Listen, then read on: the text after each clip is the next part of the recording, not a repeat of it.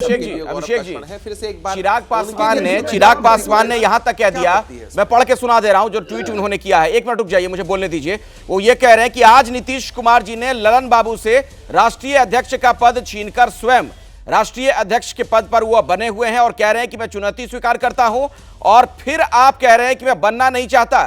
ये दोहरा चरित्र है। उदाहरण दे रहे हैं चिराग पासवान, कह रहे हैं कि मुख्यमंत्री जी, आप 2020 बिहार विधानसभा चुनाव के बाद आपकी पार्टी बिहार में तीसरे नंबर की पार्टी बनी थी, तब भी आप कह रहे थे कि मैं मुख्यमंत्री नहीं बनना चाहता हूं, लेकिन आप अपने स्वार्थ के लिए मुख्यमंत्री बन गए। चिराग पासवान जी से हम क्या उम्मीद करें कि मुख्यमंत्री जी के लिए तारीफ के पुल बांधेंगे, कसीदे पढ़ेंगे? नहीं ना, नहीं, वो कह रहे हैं कि कौन हमें 3 नंबर की पार्टी के लिए ही करते हैं, पार्टी का एक भी रिप्रेजेंटेटिव नहीं। सुन लीजिए, नीतीश कुमार जी अगर कुर्सी के लिए कर रहे होते, जनता के बीच में मैसेज होता, जनता उनके चेहरे पर आशीर्वाद नहीं देती, चिराग पासवान जी को कुर्सी देते थे। चिराग पासवान जी ये बातें कह रहे हैं, एक सीट है उनके पास, एक सीट है उनके पास, एक भी सीट नहीं है उनके पास।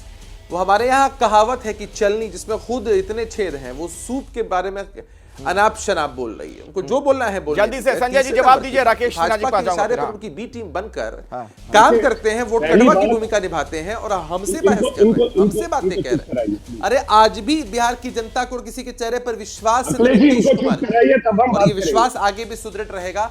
आप जैसे लोग चिल्लाते रहे, अपना राजनीतिक विरोध दर्ज करते रहे, से कोई फर्क नहीं पड़ता है। जनता अपना आशीर्वाद हमें जरूर देगी और जनता ठीक है संजय जी जल्दी से है, जनादेश सर्वोपरि।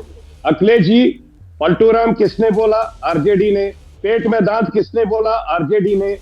बाकी जहां पर भी पलटूराम हमारे यहां से बीजेपी के साथ, एनडीए के साथ लड़कर उठ के पलट मार दी वहां पर, और उसके बाद ये कर रहे हैं नीतीश जी पावर की राजनीति नहीं कर रहे हैं। नीतीश जी को खाली चीफ मिनिस्टर की सीट चाहिए, और अब वो भी डीली हो रही है क्योंकि लालू जी पीछे पड़े हैं, उनको तेजस्वी को आगे लेके जाना है। अब ये अपनी ताकत नहीं दिखा रहे हैं, ये अपने कुंभे में राकेश जी, आपको वापस राकेश जी अगर आपको याद आ रहा हो, राकेश सिन्हा जी, तो यही ललन जी ने एक बार नीतीश कुमार जी के लिए यहां तक कह दिया था कि उनके पेट के दांत मैं ही तोड़ूंगा, क्योंकि मुझे सब पता है उनके पॉइंट्स कहां कहां पर हैं।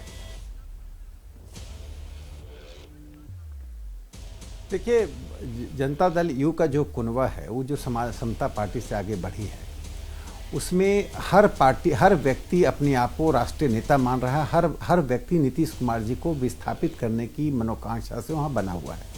इस कारण से मैं बता रहा हूँ कि बिहार में गवर्नेंस समाप्त हो गया है। इतनी महत्वाकांक्षाओं की दौर है और धृतराष्ट्र आलिंगन की स्थिति है। धृतराष्ट्र आलिंगन वह था महाभारत में, जब धृतराष्ट्र ने भीम को आलिंगन करने के लिए सोचा था, तो उसका उद्देश्य भीम को से स्नेह करना नहीं था, भीम को समाप्त कर देना था। तो आज आरजेडी जनता दल यू से आलिंगन कर रही है उसे समाप्त करने के लिए, और जनता दल यू आरजेडी से आलिंगन कर रही है उसे समाप्त करने के लिए। इसमें दोनों ही धृतराष्ट्र राष्ट्र के रूप हैं, दोनों ही एक दूसरे को भीम समझकर आलिंगन कर रहे हैं। तो मेरे कहने का तात्पर्य है कि देखिए, आपकी पार्टी कैसे चली, क्या चले, हमें मतलब नहीं है। आप बिहार को कैसा चला रहे हैं, इससे में मतलब है। मैंने जो सवाल खड़ा किया कि महिलाओं की असुरक्षा बढ़ी है, पुलिस स्वयं असुरक्षित महसूस हो रहा है। पुलिस यदि आपको मालूम है बिहार में थानों की नीलामी हो रही है, auctioning of the police station. थाने की नीलामी हो जाती है कि 5 करोड़ में थाना बिक गया, 5 करोड़ वसूलने वाला कोई और है, वो वसूल के थाने को देगा। थाने वाले डायरेक्ट वसूली नहीं करते हैं। यह स्थिति मैं देख कर आ रहा हूं।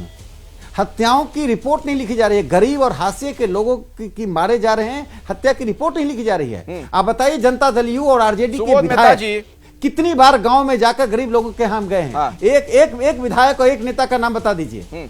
सुबोध आज मैं एक और छोटी बात कर रहा हूं, जल्दी से राकेश जी, जल्दी लाभ की योजनाओं, जी मैंने कहा केंद्र सरकार की और राज्य सरकार के बीच में जमीन आसमान का अंतर दिखाई पड़ रहा है, और इसी से ये बौखलाए हुए हैं। इनकी एकता का कारण समाप्त होने का। ठीक है सुबोध जी, इसलिए मैं कहता हूं समय रहते सुबोध जी आप लोग बौखलाए हुए हैं, और राकेश सिन्हा जी कह रहे हैं कि आप लोगों का दरअसल जेडीयू और आरजेडी का धृतराष्ट्र आलिंगन है, जहां दोनों एक दूसरे का नुकसान पहुंचाना चाह रहे हैं। दरअसल आलिंगन दिख बढ़ रहा है।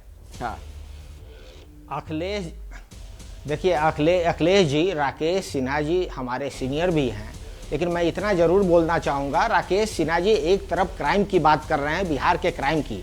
शायद एनसीआरबी का ये रिपोर्ट देख लेते और एनसीआरबी के रिपोर्ट में बिहार कहाँ खड़ा है और उत्तर प्रदेश कहाँ खड़ा है। चाहे महिला के सशक्तिकरण की इन्होंने बात किया है, महिला के ऊपर जो क्राइम है बिहार में, उत्तर प्रदेश में, और हीनियस क्राइम में, मर्डर जैसा क्राइम में बिहार और उत्तर प्रदेश का देखिए चार्ज शीटिंग देखिए, 92% चार्ज शीटिंग जो है बिहार का है और 91% उत्तर प्रदेश का है। तो क्राइम किया भी है तो उसको जो है निष्पक्ष रूप से पुलिस अपना काम कर रही है, पहली बात।